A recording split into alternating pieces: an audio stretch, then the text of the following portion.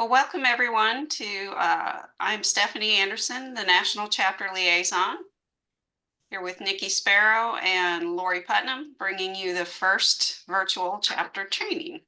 Nikki?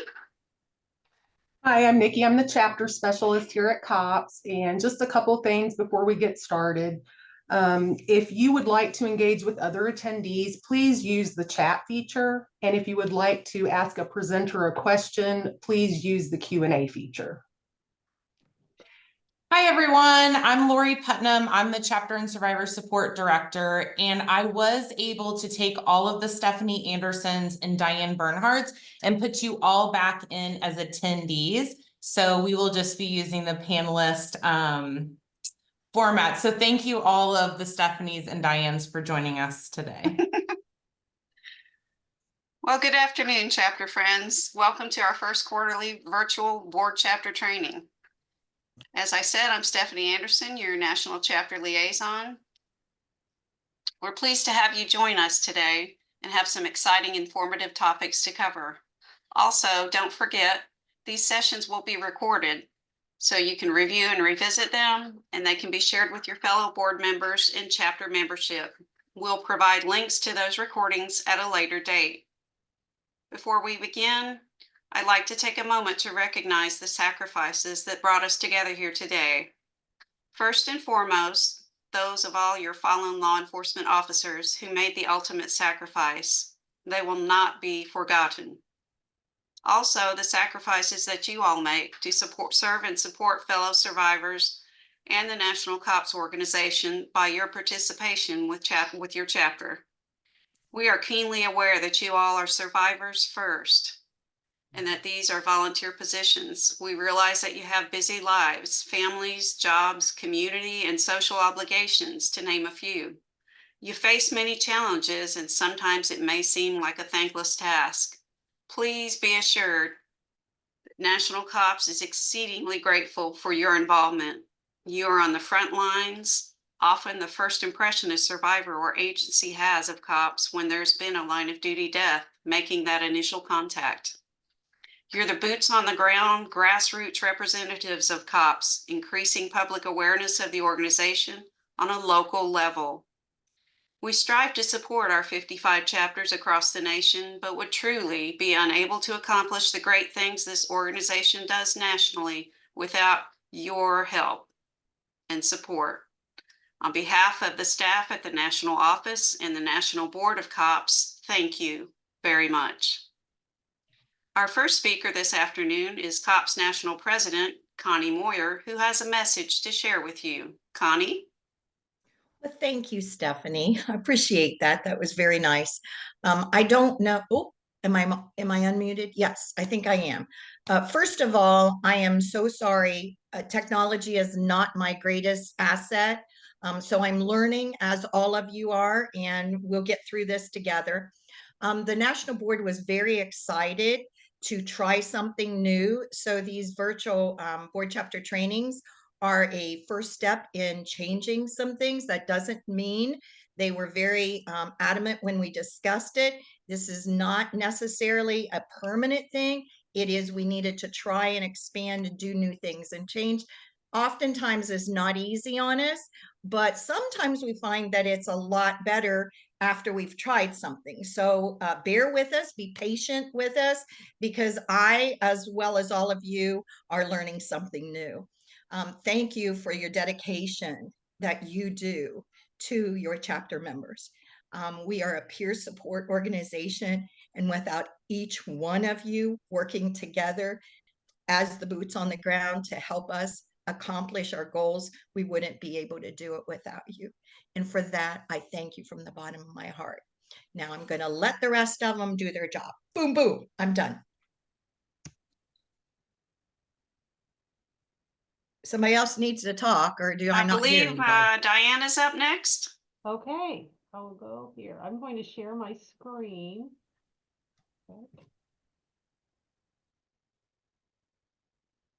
Awesome. Can everybody see my PowerPoint here?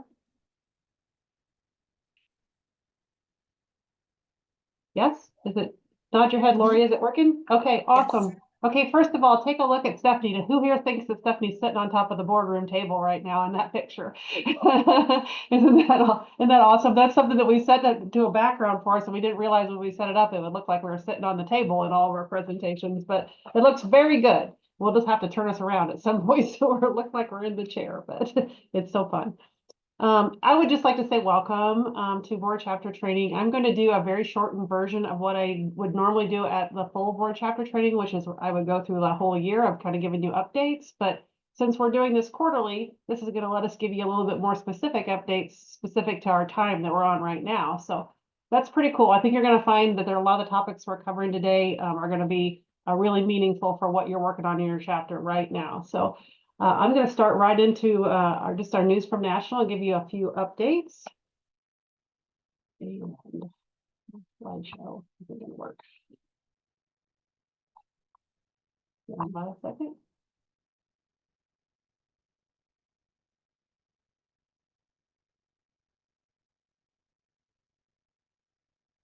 Hold on.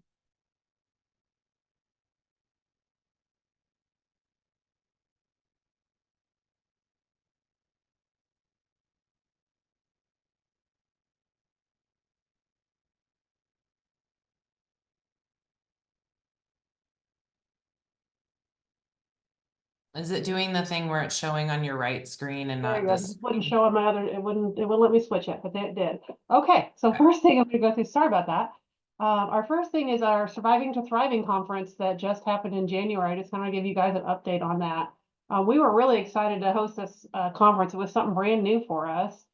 And we had heard from survivors that they wanted to have an opportunity to be able to interact with survivors from other survivorships. So siblings with spouses and parents and adult children all at the same venue, the same opportunity, and away from National Police Week, where our focus is understandably on our first year survivors. So we did something new. We tried something new. It's kind of scary when we try something new, but we're really happy that we did it because it turned out really, really well. We had about 130 attendees. I think the conference went exceedingly well. It definitely has a different feel or a vibe to it than our hands-on programs do.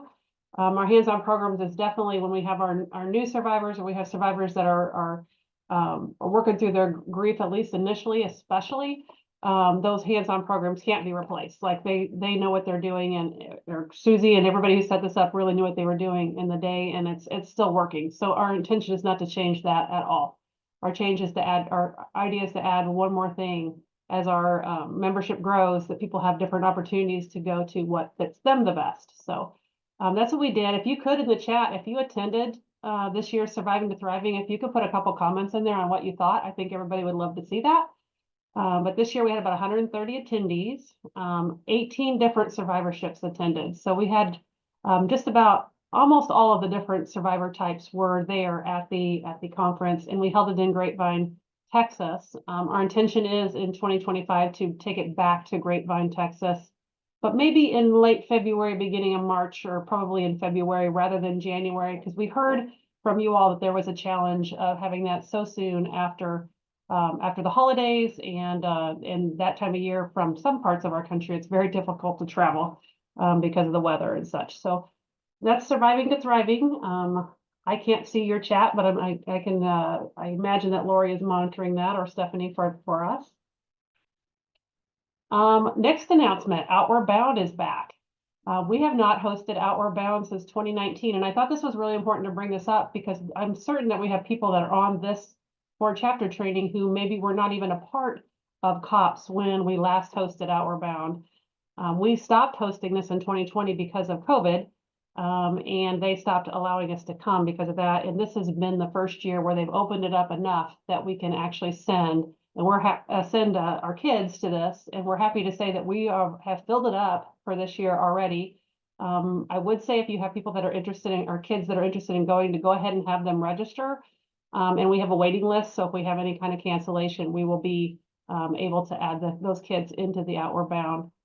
This is unique for us in that Outward Bound does have a cap on the limit of kids that can go to it.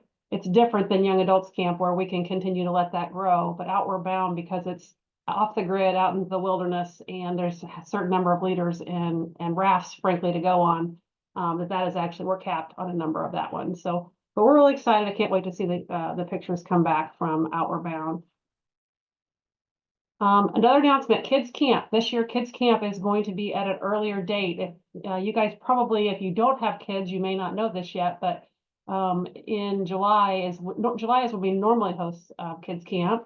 But this year, the Republican National Convention was going to be hosted right on the tail end of Kids Camp, which was going to keep us from being able to have any law enforcement support that we needed for Kids Camp. And it was also going to make the flights and the hotels around Kids Camp be just astronomical.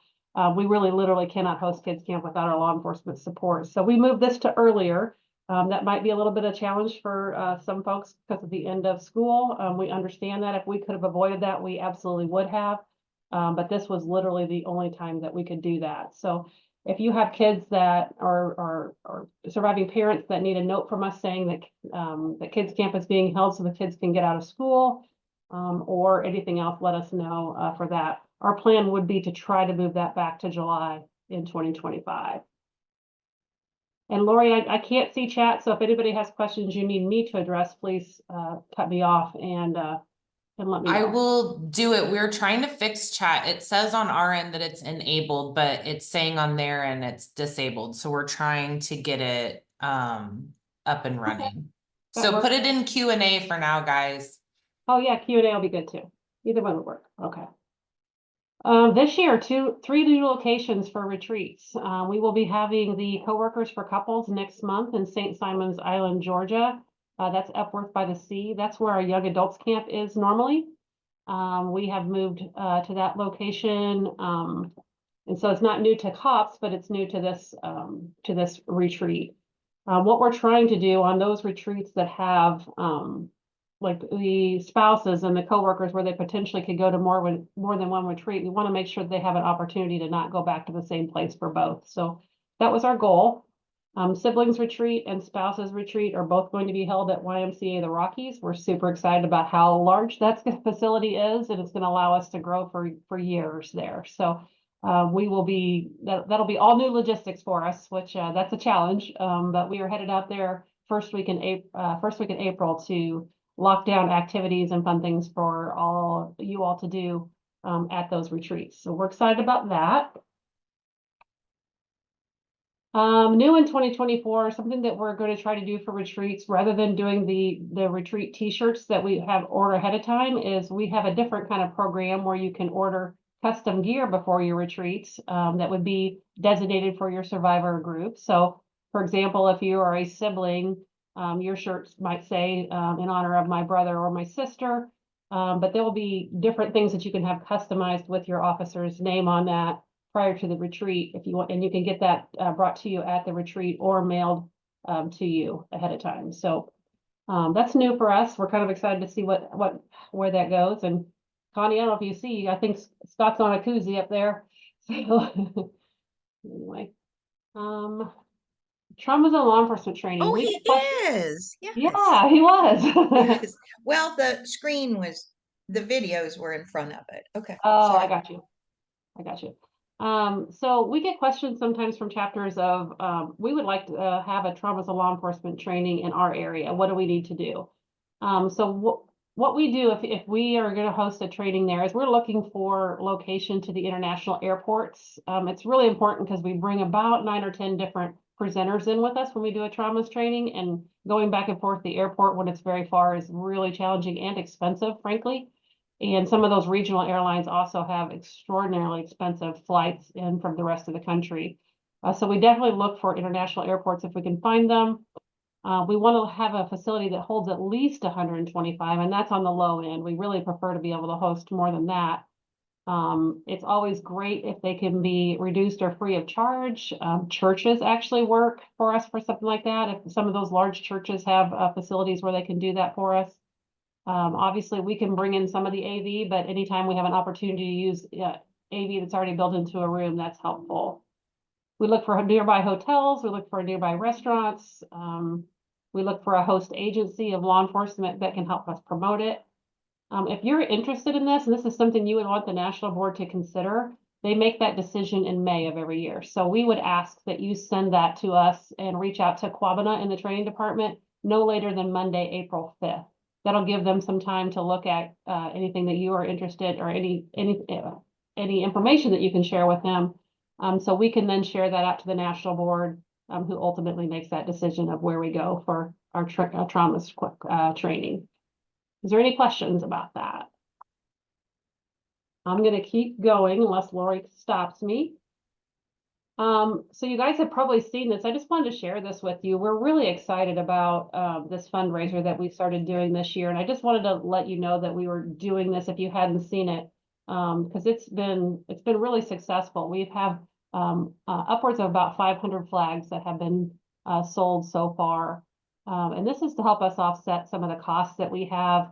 At our new hotel is more expensive, and we're looking for ways to try to offset some of those costs. So I think when you go to National Police Week this year and you go into the main ballroom, you will see several hundred of these flags are going to be strung around the inside of the ballroom, which I think is also going to be quite the visual effect for us. So this is an ongoing fundraiser. Each year we're going to change that flag up a little bit, but we're super excited about it. If you have any opportunity to share that on your social media, we would certainly appreciate that.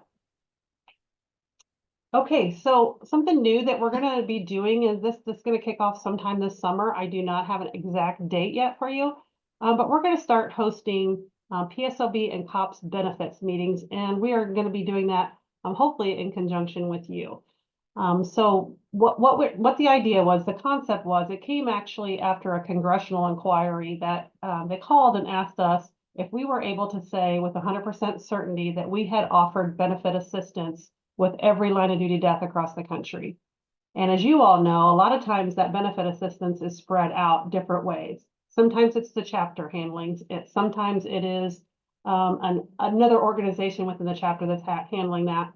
And sometimes it's national C.O.P.S that are helping it because there isn't a chapter, or the chapter doesn't have the capacity to do that, which are all fine. But we had no way of tracking that to be able to say for 100% certainty that nobody's fallen through the cracks. So the concept was that we would have a meeting once a month, that we would be inviting the survivors, the primary survivors that would be applying for PSOB, the chapter representative, and the agency representative to a Zoom, much like this, where the Department of Justice, somebody from the PSOB office, somebody from National C.O.P.S, and the survivors are all put together, where we're going to give a presentation about what PSOB is. We will answer general questions, but we won't be talking about individual claims on there. But we will be going through, let me see here.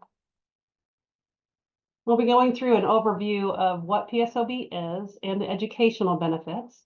We'll be talking about what the responsibility of the agency is in applying for those benefits. Items for the families to gather in order to apply to hopefully make that process go smoother.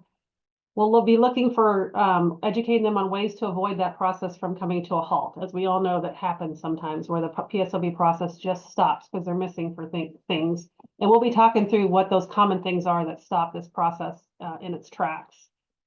We will be giving an overview, and this will be coming from C.O.P.S staff, but we'll be giving an overview of the law enforcement memorial and how to apply to go on the memorial wall and what to expect for National Police Week. We will talk about a highlight of what C.O.P.S services are available for those survivors, and then we will be introducing you, if you're on that call, as chapter representatives. And we will also introduce our survivor specialists at National C.O.P.S with that offer for assistance if they're not already getting assistance from the chapter, or if they are and they want additional assistance. One of the things we're working with PSOB on is the ability for our staff to be able to log into the system and to see what exactly we're stuck on, where we're stalled out on, or where we are in the process.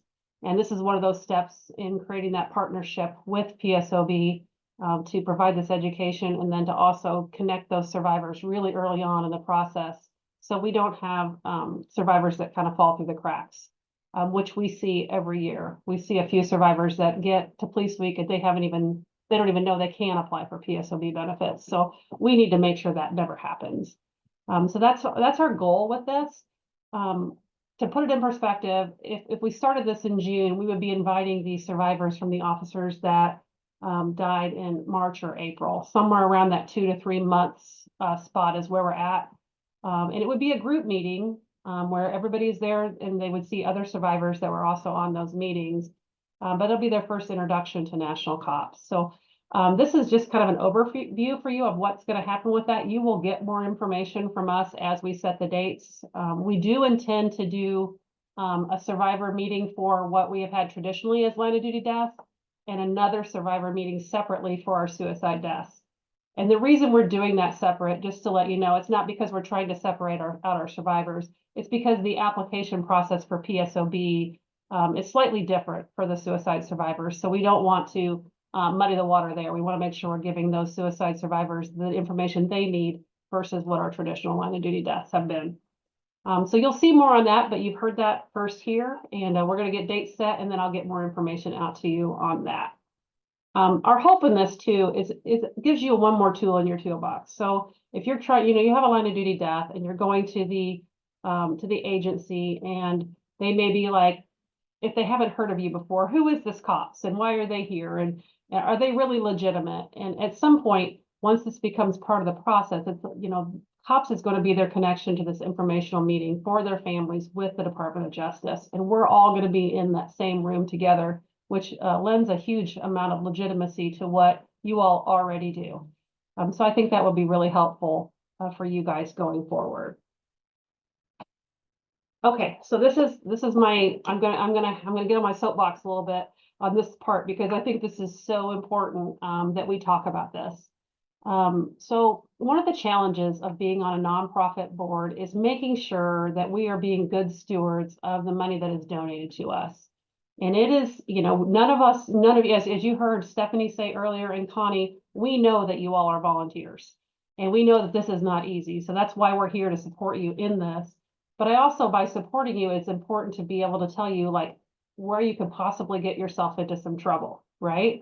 And we are seeing this happening in our chapters. We're seeing money that's not being handled correctly in several chapters. It's not just one or two, it's several.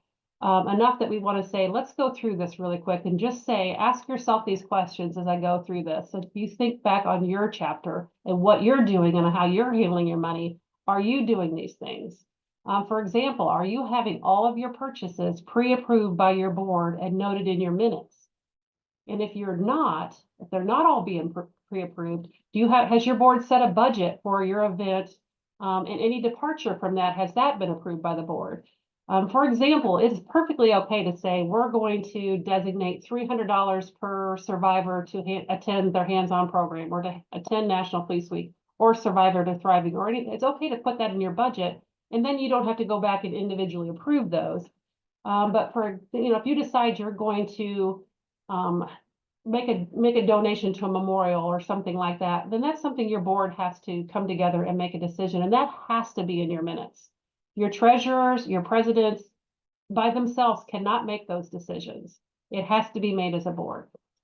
Ask yourself, are you keeping your receipts? Are you turning in receipts? We're seeing an extraordinary number of purchases that are happening that receipts are not being kept, or even being turned in before they're getting reimbursed for their expenses. So make sure you're doing that. That's really important. The IRS requires us to keep those receipts and any records of our expenses for 7 years. So make sure that we're doing that. Make sure you're saving those receipts and keeping them as you hand off your treasurer to the next treasurer. Hand those off, or have a place that you're, as a board, that you're storing those. I also want to ask you, are there at least 2 board members on your bank accounts, on your credit card accounts if you have them, and do more than one person have online access to those accounts? What happens sometimes is if there's only one person that has access to that, and that person has to step away from C.O.P.S for a while, or really just for transparency purposes, it's important to have 2 on there. You always could have something could happen where one person can no longer access that, and it becomes a huge problem in your chapters.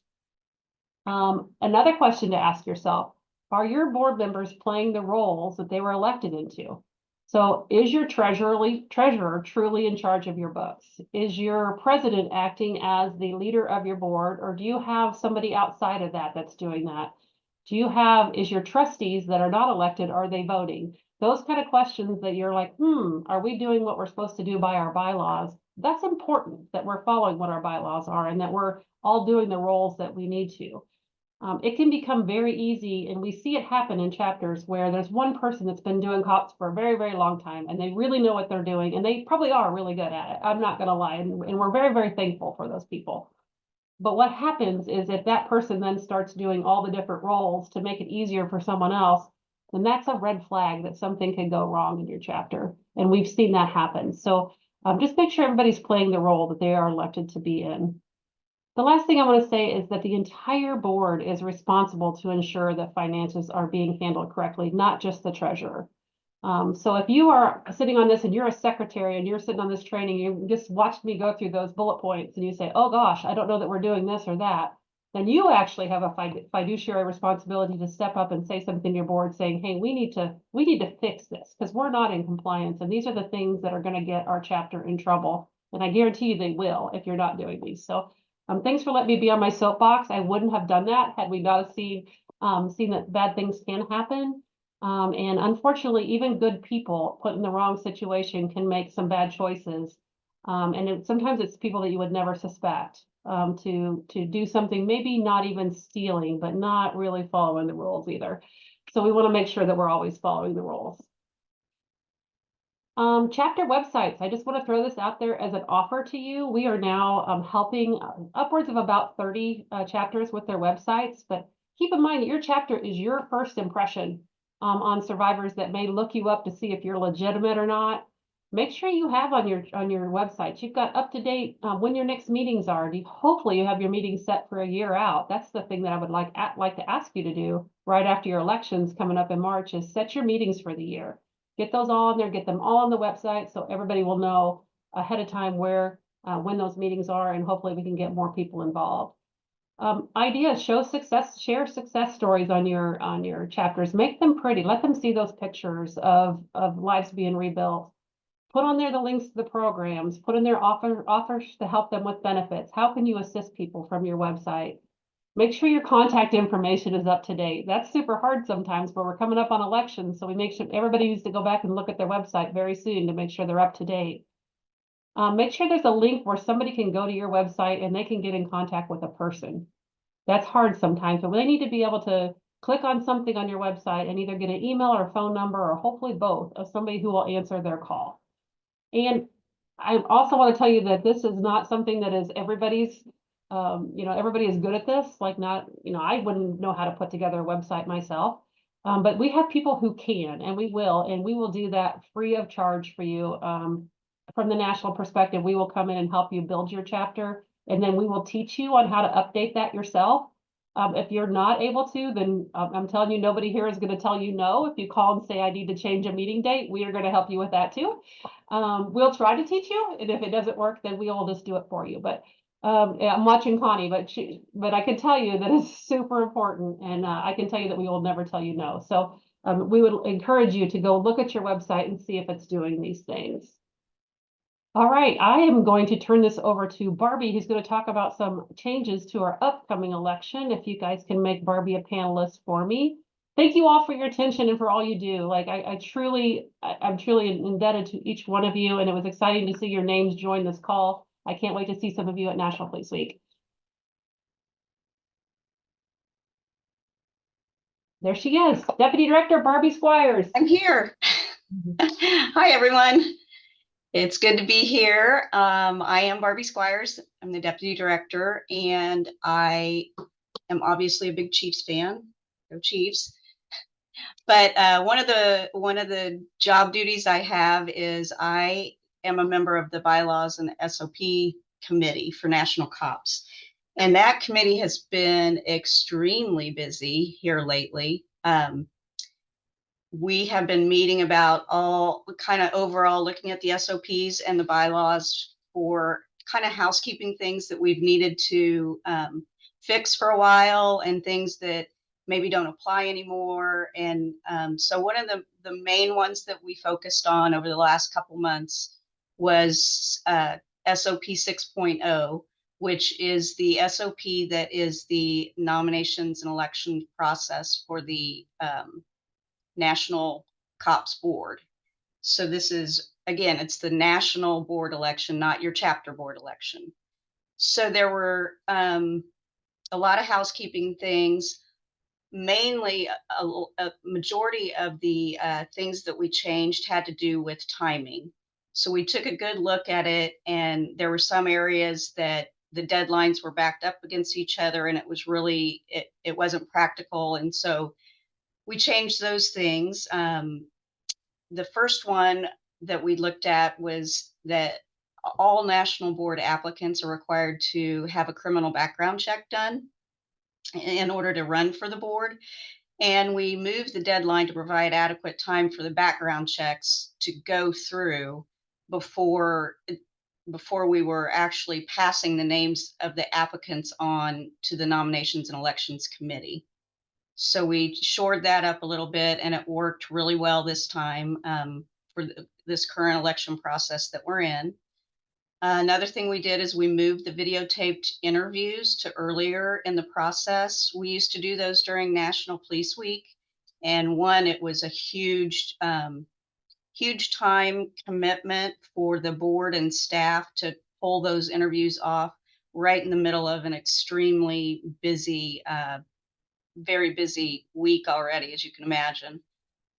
So I see Andrea's comments, Brian's comments about the Lions. They're getting back at me. So in the past, we've asked chapters for input on interview questions, and I've been involved with the actual interviews and the election process for the last 6 elections.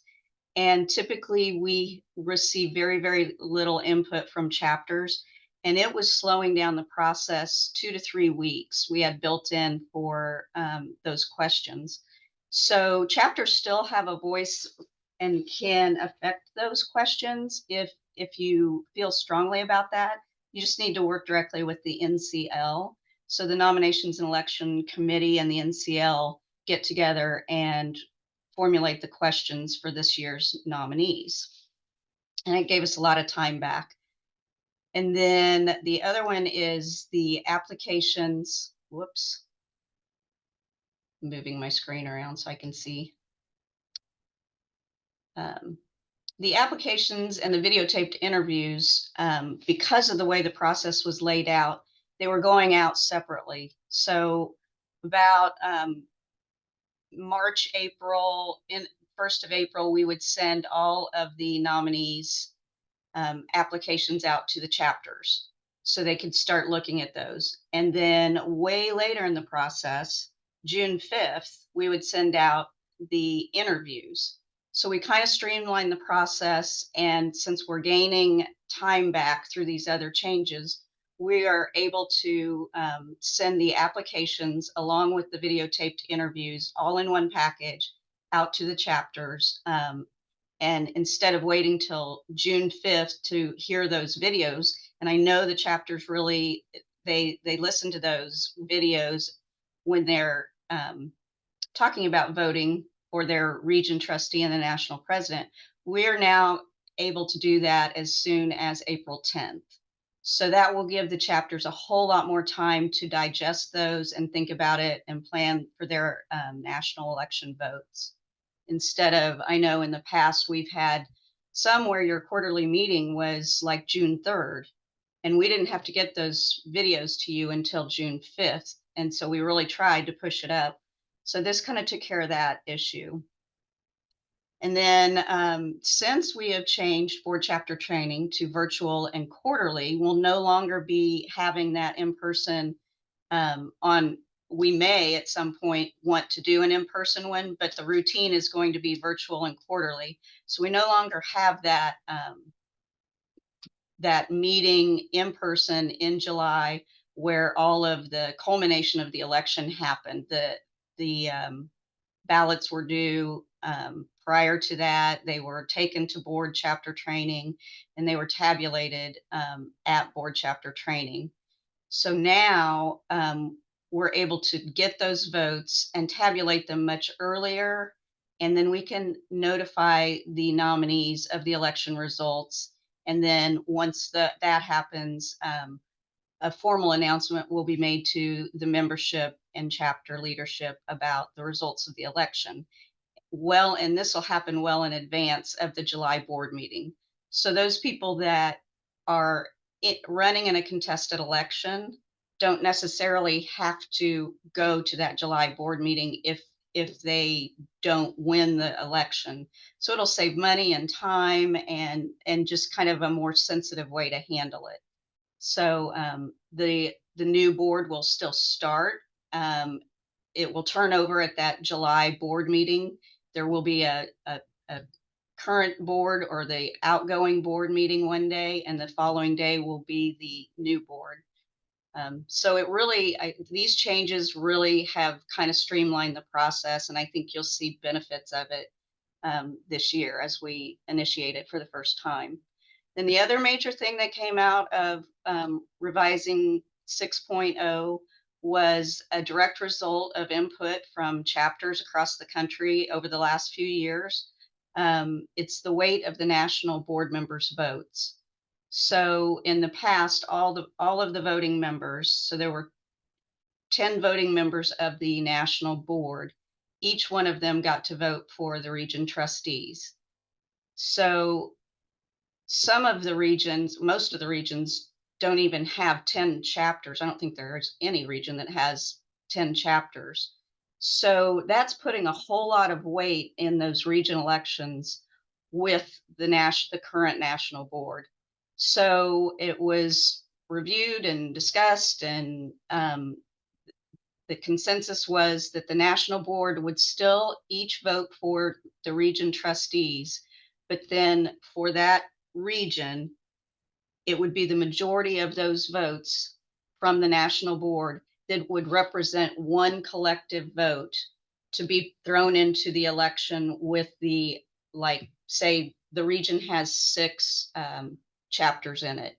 So each chapter is afforded one vote, and they are still afforded that one vote. And then the national board will have one vote to add to that election. So in that region where there's 6 chapters, there will be 7 votes cast, 6 from the chapter and 1 from the national board. And that definitely puts a whole lot more weight in the hands of the chapters of who they're electing for their region. So I think that was a very positive, good change going forward. And like I said at the beginning, it was a direct result of input from chapters over the last few years. So I don't know if anybody has questions or not. Lori, I got distracted with the Lions comment there, but That's okay. There hasn't been any questions come in. So we'll see if any come in the next second or two, but. well, I will tell you that the bylaws and SOP committee is chaired by Lynn Perry, one of the Atlantic region trustee currently, and she and the committee have been extremely busy working on all of the SOPs and looking at the national bylaws. And so you can expect more changes over the next few months coming down the pike, and we'll inform you as those go into application if they get approved. And I will let you know that part of our process, if any of the changes in the SOPs or the national bylaws affect chapter operations, that we will send that out once the board comes to what they think they want to approve. Then it will go out to the chapters for comment for 30 days. And that's only if it affects your chapter operations. Awesome. Thank you, Barbie, for doing that. Awesome job. Appreciate You're it. welcome. All right, Stephanie or Lori, it's back to you. All right. If you want to stop your share, we will take it from here. So it wouldn't be like true board chapter training fashion if we didn't throw a poll out there for a question.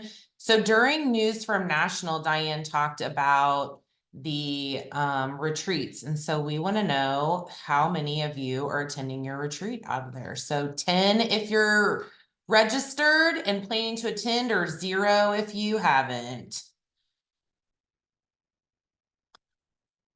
See where we are. Can you see the results, Connie? Okay. I'm gonna tell you what we're at here in just a second. Keep on voting.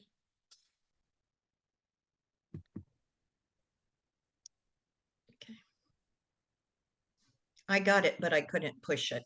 Okay. Everybody done voting? All right, well, we have 16, 17 already registered that's going. We have some 5, 6, 7, 8s, and 9s. We do have some 0s. So get registered because all of the registrations are coming in for this year. So that's great. Thank you for participating in the poll. It also wouldn't be chapter training if we didn't give away a prize, but we're gonna make you kind of earn it this time through a question. So as you know, this year is the 40th year anniversary of C.O.P.S. And so I'm gonna launch a question, and the first person to correctly answer the question is going to win what, Nikki? You're on mute.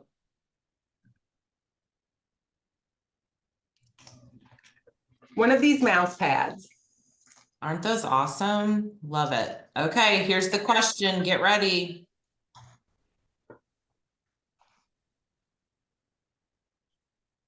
We all know Susie had a partner in crime when starting C.O.P.S. What's her name?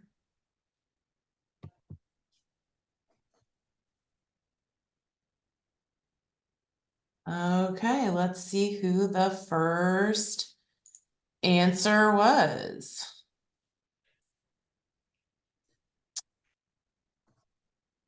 The first person to answer it was Kim Wiegand. Yay. Awesome job. All right, and now I am going to talk about National Police Week. Who is the partner in crime? Trudy Chapman. I need to share my screen. Okay, so National Police Week and preparing for it. I'm going to go over a brief overview of the week and what we've got going on with some fun numbers and information towards the end.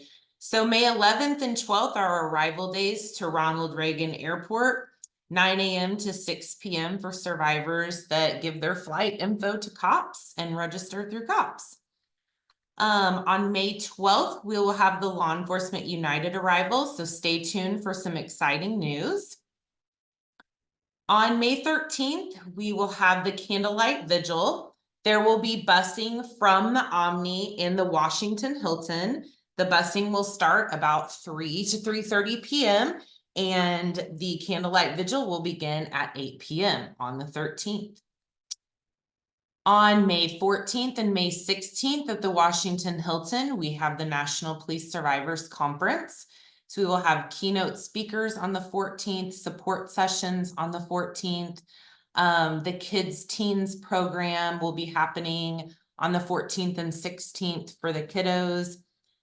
During those days, we will host breakfast and lunch. And then on May 16th, we will have our Blue Family Barbecue.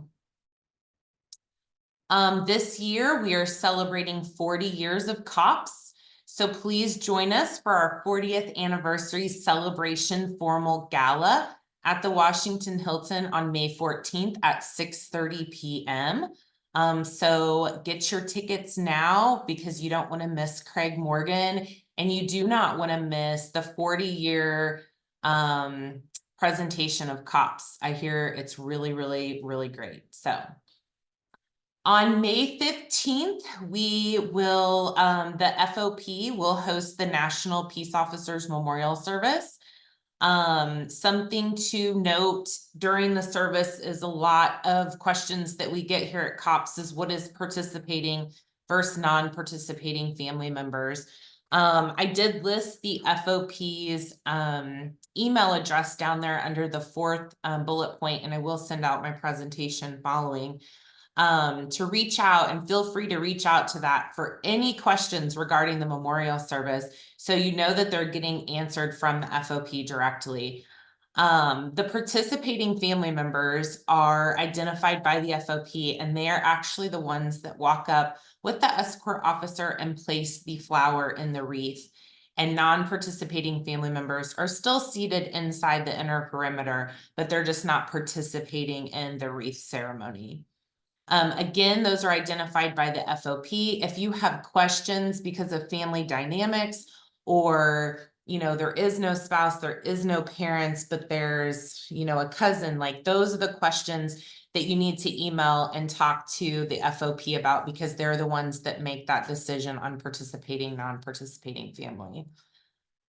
You must use C.O.P.S credentials to get into the May 15th service. Busing will happen from the Washington Hilton and the Omni that day. May 17th, the departure day, we will have busing from the Washington Hilton and the Omni to the airport from 6 a.m. to 1 p.m. and that is on a first come, first served basis. Credential pickup, so we will do that. The times have kind of changed and adjusted this year, so wanted to make sure to get those out on the 11th at the Washington Hilton from 1 p.m. to 7 p.m., the 12th 9 a.m. to 6 p.m., the 13th 8 a.m. to 3 p.m., and the 14th from 8 a.m. to noon. This year, National C.O.P.S, so all the registration lanes and C.O.P.S staff assisting will be asking for photo IDs to pick up your name tags and your credentials. So please help us spread the word. We will be putting it out on the app and social media that we are requiring a photo ID to pick up, and any minor children can pick up with when they're accompanied by their parent or guardian if they don't have a photo ID. Washington Hilton representative rooms. If you haven't gotten a hold of us to reserve your chapter's room, please do so immediately. You can reach out to me via email and I will get you all set up and ready to go. We are almost full. And then that posted amount there for the night includes all of the taxes, so you didn't have to do the math. We did it for you. So that's the walk away rate for that night. I will say that the link is currently down. If that's going on in the chat, we are waiting for some maintenance. So hopefully we will get back up on Monday morning. So we thank people for their patience. We are taking names and emails of families that want to go into the Washington Hilton during our maintenance time. And then we will get those, the links sent out on Monday.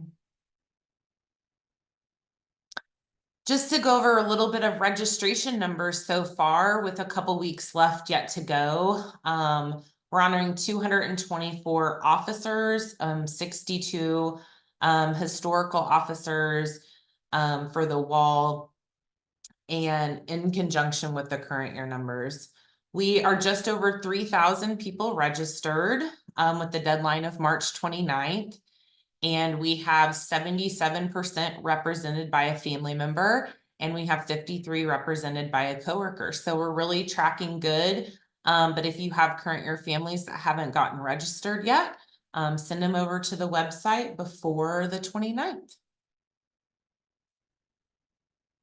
Isn't that the cutest photo? I had to use it for questions. It was from the barbecue last year. Are there any questions for me that haven't been answered by the chat? I will lean on Stephanie or Nikki to let me know if there's questions. No? Okay. I think we're all caught up on that, Lori. Okie dokie. Well, thank you all. And now I'm going to turn it over to Louisiana C.O.P.S for our chapter highlight. And so I'm going to turn it over to Jada Bro, who is the Louisiana C.O.P.S president.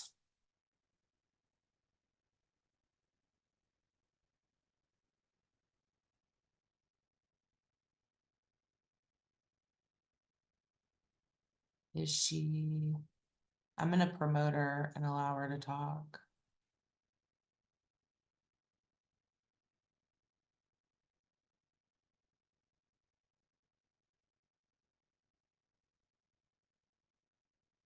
Jada, are you there?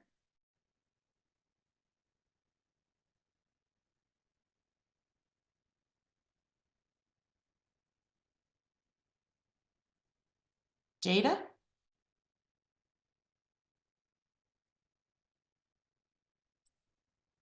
Um,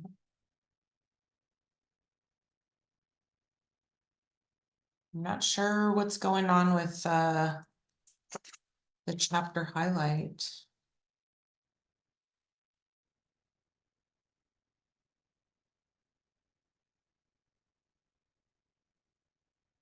Diane, did you have some questions or you got back in okay? No, I saw that I got back in because I saw the Okay. question about there, what happens if the family doesn't have an escort officer? That was a question that was in the Okay. question and answers. And the answer to that is if there's nobody from the agency there, the FOP does have a list of officers that are willing to be escort officers for families that they will assign to that family to be an escort officer. They just need to go to the FOP desk and check in and let them know they don't have an escort officer, and they will assign somebody to escort them for those services. Thanks for the question, Stacy. Okay, Lori, I'm in. And I am going to attempt to share Excellent. my screen. Hey, we can't see you. Yeah. If you see me, then you won't see my screen. Sorry. That's all right. So.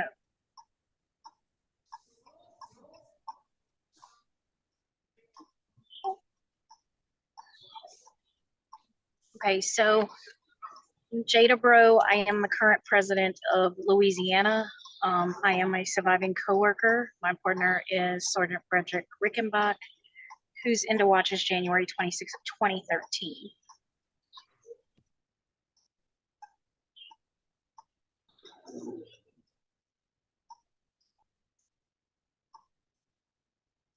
And I don't know why it's not flipping.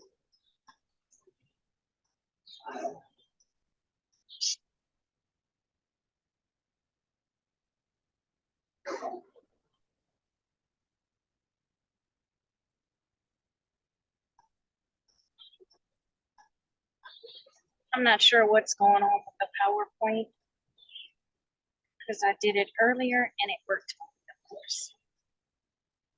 Stephanie, do you have Jada's PowerPoint that you could share screen while she's doing it?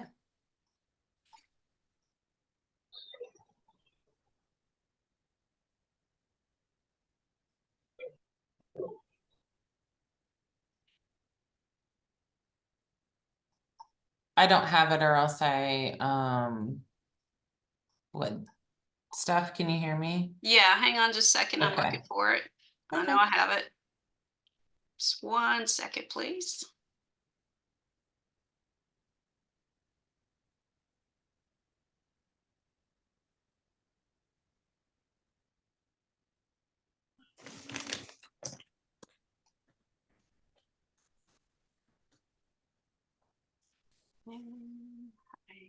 I don't know how to share my screen from here. Weird. I think I need to stop Stephanie sharing mine. Okay, sorry about that. That's okay. Can't get from A to B. I just love technology. I know I do too. It always works and you always need it until it doesn't work. So I know we're on a time table. So if you could see my screen right now, basically I just quoted it as piece in the puzzle. Where does the money come from? And I'm gonna just briefly touch the grass with this. I'm not gonna go into the weeds. So if you have any questions, I can get back with you, or if you want further explanations. However, so one of our major fundraisers is payroll deduction. I came into a very healthy chapter as the president, where I had previous board members who went out and they went to different organizations through the sheriff's office, police departments, marshals, and they started a payroll deduction program. They call it the Blue Line Team. So the Blue Line Team is where they go out, they ask the department for permission, and if the department grants permission, the deputy, officer, marshal, whomever it may be, they can elect per paycheck how much they would want to donate. We always only ask for $1, so that's $2 a month. And if you do the figures, if every officer elects to do it, I did on the PowerPoint, I did put, we do have a form, because what the chapter does is we will go and sign up the people. We will go to their health benefits fairs, their in-services. We will go in their initial startup. We just picked up, I think, 5 new departments since the beginning of the year. The next thing I have is QR codes. So of course, with digital technology, everything is taking a new beast. So you can make QR codes that if you're at different places representing cops, you can put that QR and people can just make donations. We also do merchandise. We have chapter shirts. Relentless Defender has been working with cops for several years now, and they're now working with the different chapters. So they are phenomenal with their designs and getting stuff out. We've also had patches and pins made that we've sold as merchandise. We have a big need around here, or I guess demand, I don't know, but we can't keep knives. We have a knife company we purchase from, and we sell the knives between $10 and $15, and we're making, I want to say, $4 or $5 a piece on those knives. Of course, if you're holding activities, your silent auctions. If you have raffles, we've had stuff that's been donated to us. Like we recently had a raffle with a guitar face that was a thin blue line flag, and the person who donated it, they went out and got several sheriffs to sign it. Sending out donation letters, especially when it's election time, to your senators, representatives, people that are running. Roundups, that's something new that started, and I was introduced to it. We haven't gotten anyone yet on it. We had a few people talk to me about it, but I don't know if you, when you go to the store like Walmart and stuff, they ask you if you want to round up to the nearest dollar, and that change goes to an organization. So one of our local police businesses actually approached me on it. So we're kind of feeling out how that, because they needed to get with their finance program and stuff and see if that was capable for them to do. But it's something that it doesn't hurt to ask.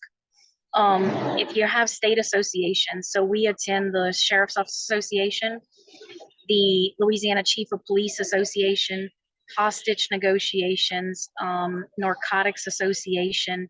As a matter of fact, I just got a call from our Louisiana Narcotics Association that we are their nonprofit donor this year. So they put in a set amount, and then they ask the membership to donate and try to match the amount the association's given. So they'll do us a check presentation in August for that. Private donors, of course, while we all don't want to speak of death, but a lot of times we will get people who have either survivorship with us or have met survivors through whatever their journey in life is. And so we see a lot of times, and I did include it on the PowerPoint. This is our most recent, and she's actually, this is Mary Mayu's obituary. She'll be added in May, but her family elected to have us in lieu of flowers. So we did receive quite a bit of information off of that. I mean, donations off of that. So, and then just be creative. If try it. I heard several times so far that new things, trying new things, it's very scary, but the outcomes can be tremendous. Then on the next slide, I just put come together. And that's basically, as it was stated by President Moyer, we're a peer support organization. And so if you're not coming together, then things are not going to happen. Engage your membership, make sure that you're attending the LODD funerals, stay in contact with them. Myself and Kim Stuckey, just went from January to now. We've been meeting. We have 12 officers this year and 1 historical. So We have been meeting with families, and we've all been there. We've all sat in that seat. But we slowly, what I call nudge them, kind of just shoot them a text. Hey, just check in. Noticed you wasn't registered yet for police week, because sometimes it's just a bit overwhelming. And we offer to go back. Some families, we've been back more than one time to assist them. Hold yourself accountable. Make sure that you're holding yourself accountable. So we did that through, and that's how we did some of our recent changes over the last few years. We sent out a survey and we asked our membership, tell us the good, the bad, the ugly, what we're doing right, what we're doing wrong. How do you think we can improve ourselves? Make yourself available, but also remember to practice self-care, because you are survivors as well. Be willing to accept constructive criticism and let go when it's time to let go. Make sure you have succession planned, because as board members, we're not there to hold a monarchy. We're there to get a chapter in a healthy condition and leave it in a healthy condition. So when it's time to step away and only be there to guide if you see something going wrong or if they need assistance. And take criticism, constructive criticism. I take it and I appreciate it, because it's gotten me to where I am. Because like I said, I came into a very healthy chapter already. So just to, implement new things, because the times are changing. We found that with COVID, with all the digital stuff. How to make it happen. We have in-state events. We have a spring social. Our spring social actually is next weekend. Everyone in the state is invited. We also extend invitations to for Christmas. I know some of you saw Not the Real Stephanie Blue. He came to our Christmas social. And we've had Mississippi's president come to our Christmas social as well, just to see how things function. We do an annual family retreat. It's a Friday through Sunday. We provide the lodging, the meals, the activities. We do crafts. We have swimming, catch and release fishing, zip lining. We also do a one-day family fall event. And then we also do, as I said, our Christmas social, where we have a department that works with us. They bring in Santa. Santa gives gifts to all the kids. Our budget, due to our payroll, we're able to facilitate all of those 4 events to our survivorship free, other than their fuel to get to us. National Police Week briefings, those are the first and foremost contacts with your new survivors. We make it a point that we meet with the family. We get the department to help us set it up. If the department's not available, then we reach out to the survivors ourselves and have it set up. And we just go over a brief synopsis of what's going to happen during Police Week. Because I know for me, had it not been that the cooks did that for us, it's overwhelming when you have no idea what you're walking into. So we make it a point to make sure that we meet with all of our families and let them know. And we do ditty bags for them with like ponchos, sunscreen, chapstick, snacks. And we tell them, bring snacks to the candlelight, bring snacks to the memorial service, because it's long days. And if they don't know, they don't bring it. And just, I put the last thing to just remember that the organization is built on peer support, and to never lose sight of our mission, which is rebuilding shattered lives of survivors and coworkers affected by in-line duty. And that is all I have. Thank you, Jada. We appreciate you and Louisiana C.O.P.S. Does anybody have any questions in the chat for Jada? Okay. Great. To continue our giveaway, is Nikki here? Yep, we're giving away another mouse pad. It's the newest addition to our cop shop, and well, it's new-ish, but we love them. I think they're in all of our offices now. So the second question is being launched now. How many retreats and camps does C.O.P.S offer each year?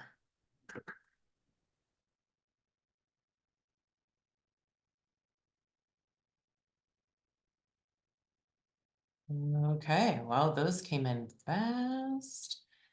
The first one with the correct answer is Virginia Ricks with 14.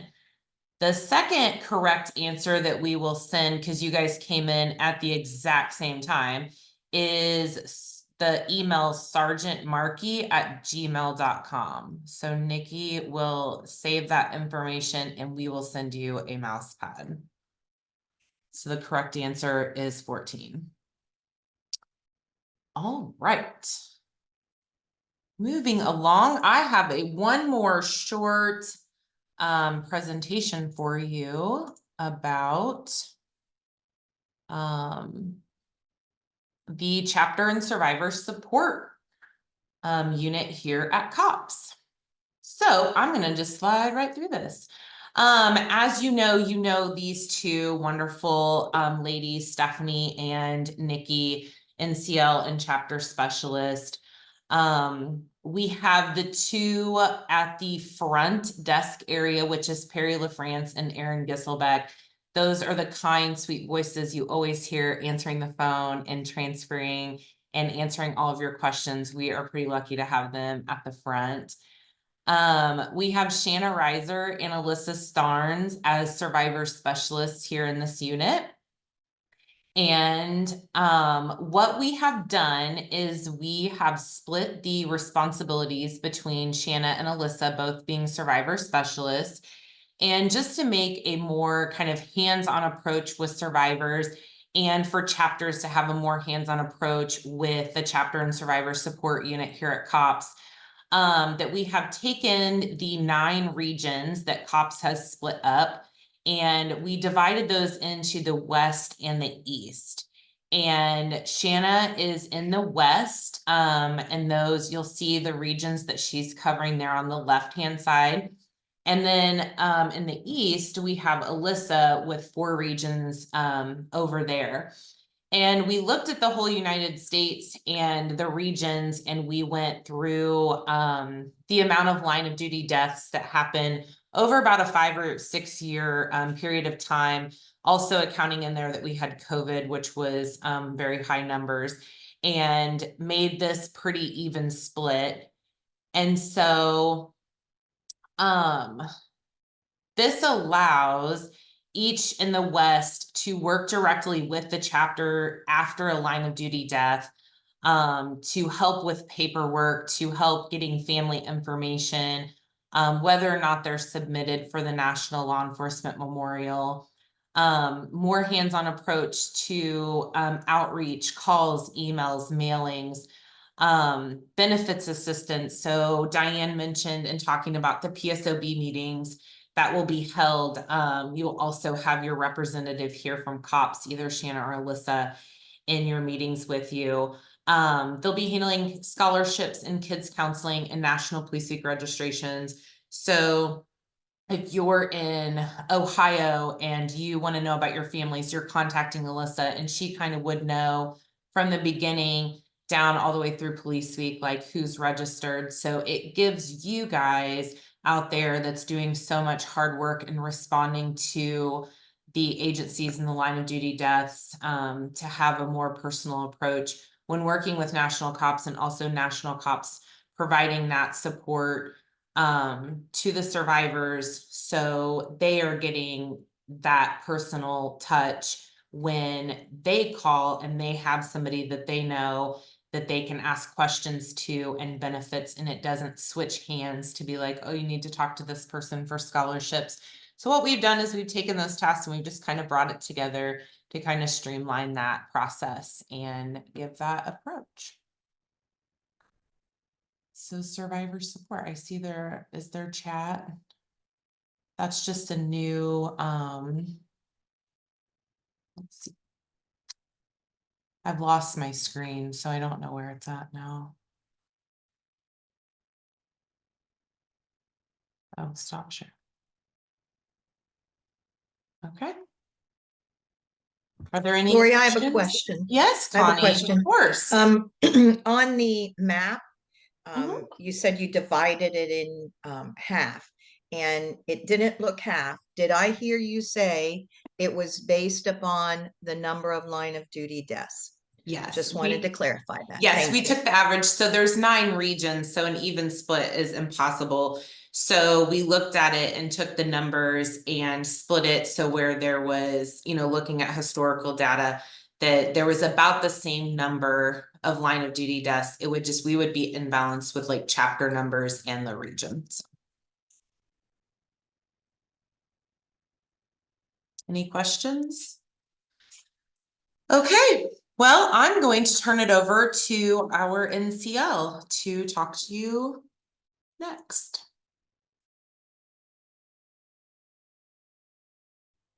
All right. Well, I'm going to tell y'all about something I think you're going to be excited about. We're going to take this opportunity to introduce you to a new tool we're adding to our processes. The goal of making it much easier for you to get post-election forms signed.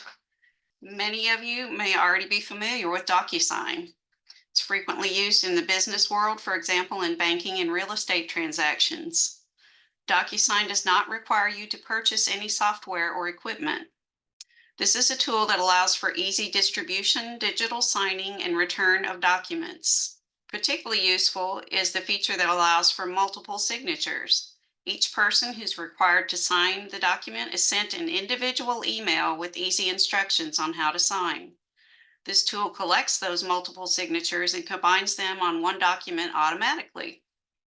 It's our goal to simplify the process and relieve the burden of chasing down signatures when you may be separated by hundreds of miles and not frequently gathered in the same space. The process will take place in the following order. Once you've had your election, please promptly complete a chapter roster and send it to either myself or to Nikki Sparrow, the chapter specialist. An updated and revised roster will be sent out shortly. Based on the information received on that roster, individual emails will be sent to those people whose signature is required on the financial ethics and accountability form and/or a confidentiality form. Follow the simple instructions in that email to sign and submit the document, and you're done. We're positive this new process will improve the ease with which you can complete documents and the speed at which we will receive them from you. And with that, I'll turn it back over to Lori. We're going to have another quick question and another drawing. Lori?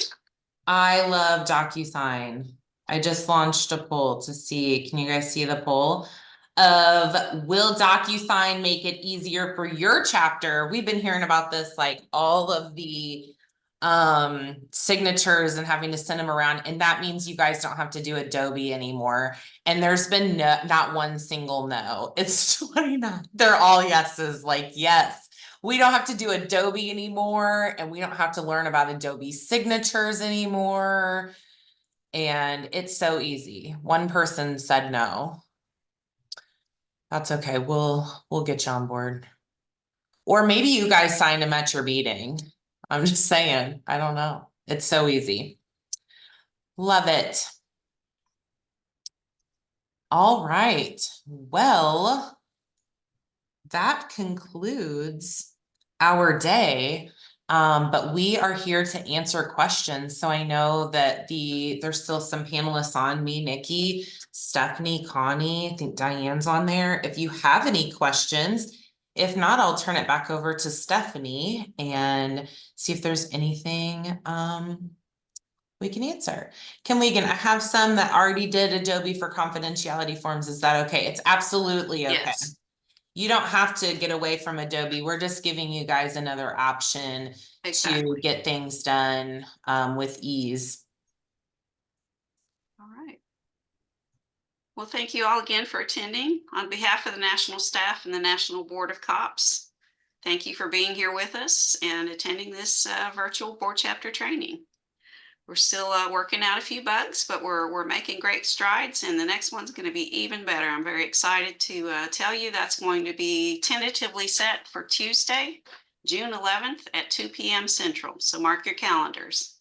We're eager to hear your feedback on what you liked, where we can improve, and topics you'd be interested in hearing about at that next board chapter training. Hey, Stephanie, Remember, yes, ma'am. can I cut you off in the middle of it because we Yeah. had a question pop up? Okay. There was the question is if I missed the first 45 minutes, how do I get the recorded version? We're going to be, we did, that was my next thing. We Oh, did sorry. record today's session and so that those who are not present can access that information and you can refer back to it as well. We're going to be doing some cleanup editing on that and hopefully have those recordings available to you very soon. So hopefully that answers that question. Are there any other questions before we move on? Anyone else? Okay. Again, thank you for your time and attention today. We look forward to working together with you and continuing to build on the 40-year legacy of the C.O.P.S organization in the upcoming fiscal year and well into the future. And if there are no other questions, I'll let you know that there's going to be, when you press the leave button to leave the webinar, a brief survey will pop up on your screen and we'll also be emailing that out as well. Thank you again for attending and you all have a nice afternoon. Thank you, Have a great everyone. weekend. Thank you. Thank you. Leave. Sue Nickerson, I just sent your response back. You can reach out to Erin, or you can reach out to me and I'll be happy to help you with that. Thanks, All right. everybody. Thank you. Thank you.